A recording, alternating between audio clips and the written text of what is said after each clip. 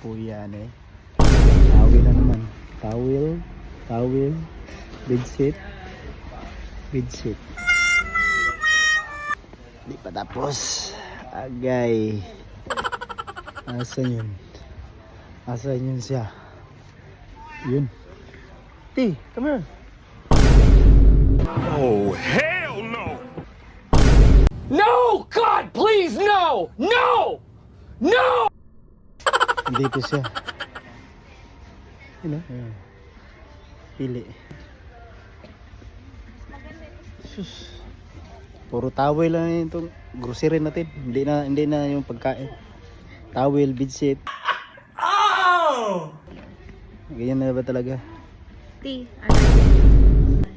Tighan nakita anak. Sige, ilis ang towel. Puro pala towel stay. Sige lang para may extra tayo sa bahay kapag may bisita tayo. Daghan naman ni puro naman ni towel. Ito pila man eh. 15. Ang usa? Kamahal anak. 15 ang usa? Oo, mga 60% off na. Pagpili pa sa kadiha, ano naman eh. Dapat ka ng tag-11 na lang usa osti. 15 eh, kamahalan eh. Pangit lang.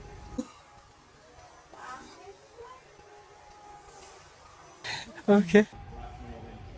Okay na yan. Maganda man din. Sam ni mo balay siguro himuon ni mala hotel. Diba ang ganda? Tayo guys, tulak-tulak lang tayo ng trolley. Kahit ayaw natin gustong bilhin, wala tayong magawa.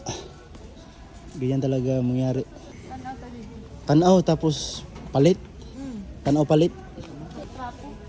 Hilton. Oh. Gusto mo kakatrapo? Asa mo ka padulong? May presyo. Sige, may kagpalit og trapo eh. Nga pa mo tidaghan dito. Ilang mas ito eh? Wala ganang presyo. Itag 6 na. May presyo 6 kiro. Pili na sa trapo guys. Kung hindi, trapo. Tualya. Kompleto Ricardo's. Dadaan lang. Ang plano, dadaan lang sa Briscos.